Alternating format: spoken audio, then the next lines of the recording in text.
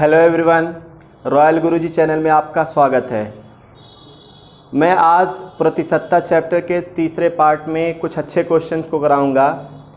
कुछ क्वेश्चंस को पढ़ने से पहले एक चीज़ मैं आपसे कहना चाहता हूं कि हो के मायूस यूं ना शाम सा ढलते रहिए, कि हो के मायूस यूं ना शाम सा ढलते रहिए, ज़िंदगी एक भोर है तारों सा निकलते रहिए, एक ही पाँव पे ठहरेंगे तो थक जाएंगे मगर, एक ही पाँव पे ठहरेंगे तो थक जाएंगे मगर, धीरे धीरे ही सही राह पर चलते रहिए, धीरे धीरे ही सही राह पर चलते रहिए।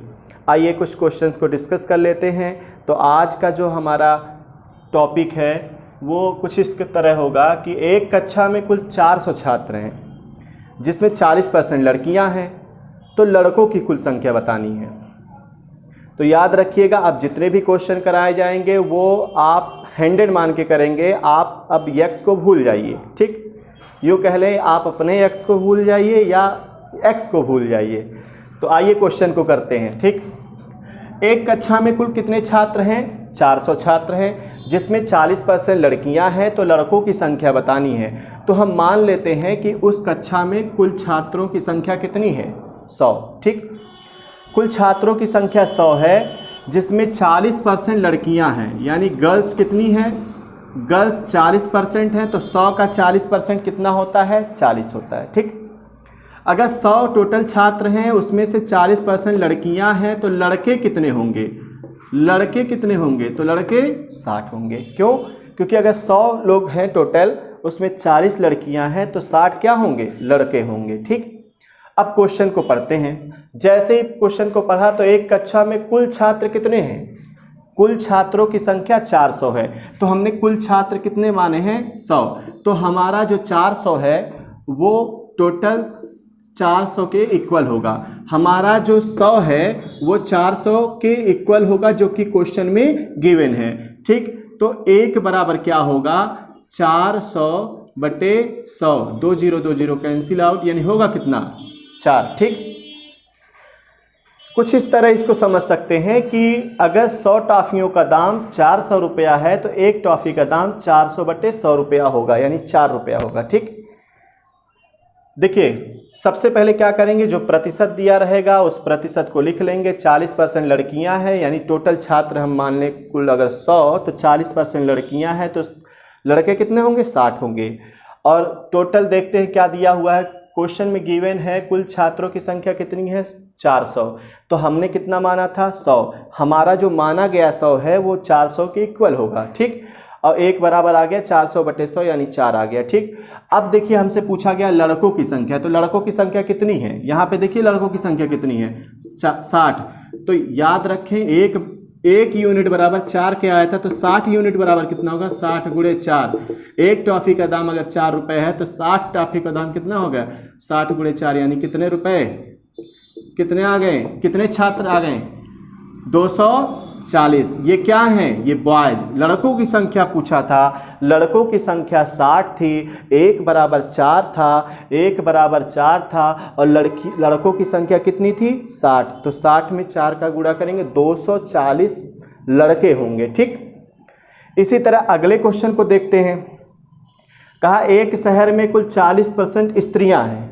ठीक, स्त्रियों की संख्या दिया है 40% है, तो हमको पता होना चाहिए कि उस शहर की कुल आबादी कितनी? उस शहर की कुल आबादी कितनी है? 100। ठीक, उस शहर की कुल आबादी हम मान लेते हैं, कुल आबादी कितनी है? 100। 100 में अगर हमारा 60%, 100 में अगर हमारा 40% स्त्रियां हैं, 40% स्त्रियां हैं। ठीक, तो आप खुद बताओ पुरुष कितने होंगे?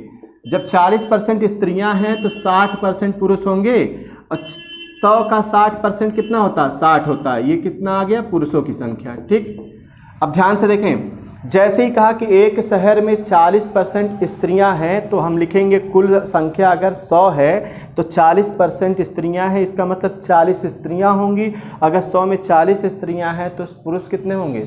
60। ठीक, तो अब क्वेश्चन आगे पढ़ते हैं। पुरुषों की कुल संख्या 3600 हो, तो पुरुषों की कुल संख्या कितनी है? यहाँ पे पुरुषों की कुल संख्या 60 है, हमने जो मानी है, लेकिन क्वेश्चन में कितना गिवन है 3600। जो हमने माना है वो पहले लिखेंगे, बाद में जितना क्वेश्चन में गिवन रहेगा उसी के बराबर कर देंगे। और जो चीज़ गिवन रहेगा, यहाँ पे देखिए पुरुषों की कुल संख्या, तो इसमें पुरुष कौन है, पुरुष ये है, इनकी संख्या कितनी है 60। 60 बराबर किसके 3600 के, तो एक बराबर कितने होगा, 1 यूनिट बराबर हो जाएगा 36/60। 1 0 1 0 कैंसिल आउट, 6 6 के 36, यानी 1 बराबर किसके आया 60 के। अब कहा कि उस शहर की कुल जनसंख्या निकालिए। उस शहर की कुल जनसंख्या कितनी थी 100 थी, तो 100 बराबर कितना हो जाएगा 60 × 100, यानी कि उस शहर की कुल जनसंख्या कितनी थी 6000 थी। ठीक है, इस प्रकार हम क्वेश्चन को लगाते जाएंगे। ठीक है, आइए नेक्स्ट क्वेश्चन को डिस्कस करते हैं। हमारा एक क्वेश्चन यहाँ पे बोर्ड पे लिखा गया है। एक चुनाव में 2 उम्मीदवार थे। एक चुनाव में 2 उम्मीदवार थे। एक उम्मीदवार को 38% वोट मिले और वह 7200 मतों से पराजित हो गया। तो वैध मतों की कुल संख्या बतानी है। आप खुद सोचिए कि उम्मीदवार, आपके यहाँ भी चुनाव होते हैं, वोटिंग होती है तो उम्मीदवार उठते हैं। तो इस क्वेश्चन में क्या कहा कि एक चुनाव में कितने उम्मीदवार थे, तो एक चुनाव में 2 उम्मीदवार थे। तो हम मान लेते हैं एक चुनाव में कितने % वोट पड़े, 100% वोट पड़े। ठीक है, मान लेते हैं कि पूरा चुनाव में 100 वोट पड़ा। एक उम्मीदवार को, यानी पहले उम्मीदवार को मिला कितना % वोट 38%। 100 का 38% 38 होता है, इसलिए हमने 38 लिख दिया। ठीक, तो दूसरे उम्मीदवार को कितना वोट मिला होगा, आप खुद सोचिए। अगर कुल वोट 100 पड़ा, हारने वाले उम्मीदवार को 38 वोट मिला, तो जीतने वाले को कितना मिला होगा, 100 में से 38 जाएगा, यानी कितना वोट मिला होगा 62। ठीक, 62 वोट मिला होगा। तो यहाँ क्या कहा गया, एक चुनाव में 2 उम्मीदवार थे। एक उम्मीदवार को 38% मत मिले, वोट मिले। ठीक है, 38% वोट किसको मिले, हारने वाले को। तो एक को मिले 38% वोट, तो दूसरे को कितने मिलेंगे, 100 में से 38 कर देंगे, तो जो आएगा वही हमारा दूसरे वाले को वोट पड़ा होगा। ठीक, आगे क्वेश्चन को पढ़ते हैं। वह 7200 मतों से पराजित हो गया। अब आप खुद जान सकते हैं कि अगर 2 लोग चुनाव लड़ रहे हैं तो कितने मतों से पराजित होगा, तो दोनों का अंतर होता है। ठीक, दोनों जितने वोट पाएंगे उन दोनों का अंतर निकालेंगे, तो जितना आएगा उन्हीं मतों से वो पराजित होगा। तो यहाँ देखिए 62 में से अगर 38 निकल जाएगा, 62 में से 38 जाएगा तो 24 आएगा। ठीक, तो 24, दोनों का अंतर कितना है 24, यानी 24 वोटों से पराजित हुआ होगा हमारे हिसाब से। अगर 100 वोट पड़े हों, 38 हारने वाले को 62 जीतने वाले को, तो दोनों का अंतर 24 होगा और 24 वोटों से ही वो जीता होगा। लेकिन क्वेश्चन में कह रहा है कि 7200 वोटों से जीता था। ठीक, 7200 वोटों से जीता था, यानी कि एक बराबर क्या होगा 7200 डिवाइडेड बाई 24, तो 24 तियाँ 72, 2 0, यानी कि कुल कितना आया हमारे पास 1 यूनिट बराबर 300 के।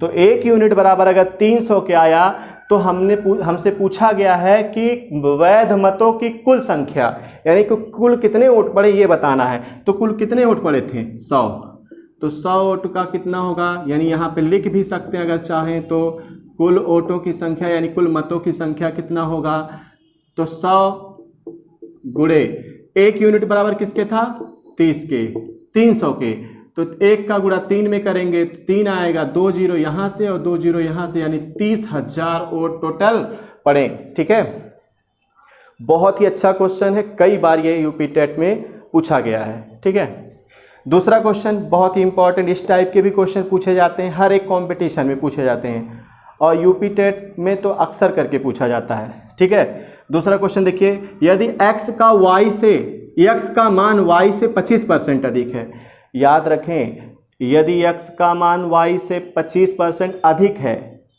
इस तरह के कभी क्वेश्चन पूछे जाएंगे तो आप उस क्वेश्चन से सवाल खुद करिएगा कि किससे, तो x का मान y से, किससे, y से अधिक है, तो आप यहाँ लिखिएगा x, यहाँ क्या लिखिएगा y। ठीक, जो जो दिया रहेगा उसको लिख लीजिएगा।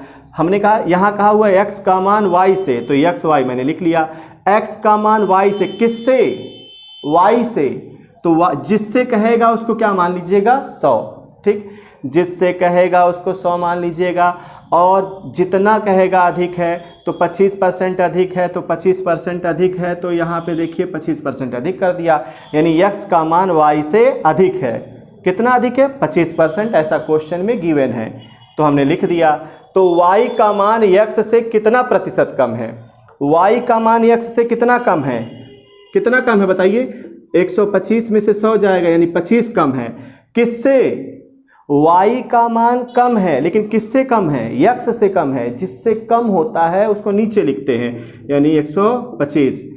जितना कम होता है यहाँ लिखेंगे, जिससे कम होगा यहाँ लिखेंगे नीचे हर में, गुणे 100 करेंगे। प्रतिशत का निकालने का ये फॉर्मूला है।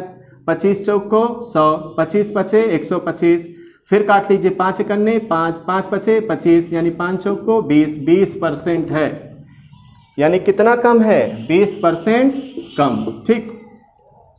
यहाँ देख सकते हैं कि x का मान y से 25% अधिक है, तो y का मान x से कितना परसेंट कम है? 20% कम होगा, ठीक।